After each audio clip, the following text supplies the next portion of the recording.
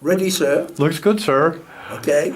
You think back to when the composer and where the social economic environment was when he was alive. No, of course, because every style in music, let's talk about Europe now because we're talking about the past, okay?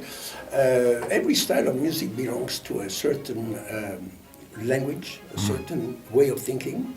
For instance, Bach is typically German, with this kind of mind coming from Kant, from this philosophy of the time, and then this incredible mind, you know, to create these fugues and this counterpoint and so on. Yeah. Whereas Italy was at the time more a school of violinists, you know, or opera, you know, with geniuses like Monteverdi or Corelli or Vivaldi or Scarlatti, but you know, it was a completely different son and a completely different approach of the philosophy is important because everyone has the same questions and everyone answers these questions according to background that you have, and the Germans are always extremely deep and technical in those things, and Bach is the result of that. But I mean,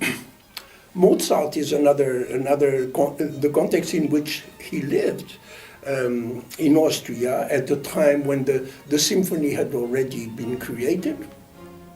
And what we call the sonata form each movement of a symphony has a certain form, but the sonata form is important, was already created. So he wrote music with an incredible mind to write music so fast, you know, seems to be unthinkable. He lived so little, you know, so short period of life, you know, 30 and some years, 37 years or 8 years. And he wrote hundreds of works, I mean, very big, you know, it's like 27 piano concerto, you know, operas and masses and so on. And he could write this without any mistake in no time. So I always questioned myself, I said, how is it possible that a mind is able to write music without mistake? You know, no corrections, nothing, or very little. And it's probably like people playing blind chess. You know, they have everything in their mind, and once it's the time to do it, it's just very easy. You know? I'm sure Mozart was, because it's not possible to write so much, with incredible precision and no mistake, harmonic mistake. I mean, the knowledge of the rules of compositions were strict. You know, you're just not like today. You put this note. You know, it was very strict. Although it was, I mean, Bach was the same thing. It's kind of unbelievable to think of a man who could improvise these fugues, the most complex forms of music, you know, he could improvise and write them in no time. Whereas other people like Beethoven were incredible geniuses as well, but didn't have this kind of talent, or that particular talent to write fast. He had ideas, had to write, to just, you know, started to work like Michelangelo, you know, with carving and you know, so Mozart or others, or Schubert, imagine that, they wrote music just like that.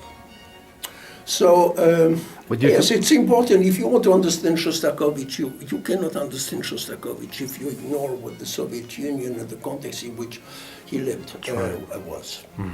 Or, you know, all the transition of the post-Wagnerian school in Europe, you know, you can understand where Debussy, Ravel, and all these people tried to escape from the tremendous influence of Wagner at the time, including on French music of the Scuola Cantorum, you know, where it was more formal, and everything. You can't escape. You have got to study not only the music, but all the context.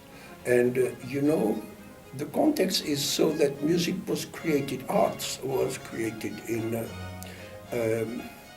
society which had the financial means to make it work. That's right. You see? That's right. Then the sponsors were princes, kings, and so on, and they were supporting and encouraging the creation of artists. That's right, and today the sponsors are corporations. Yeah, right. The times have changed. And coming up next, we'll talk about what it's like to be a music director today with Charles Dutoit.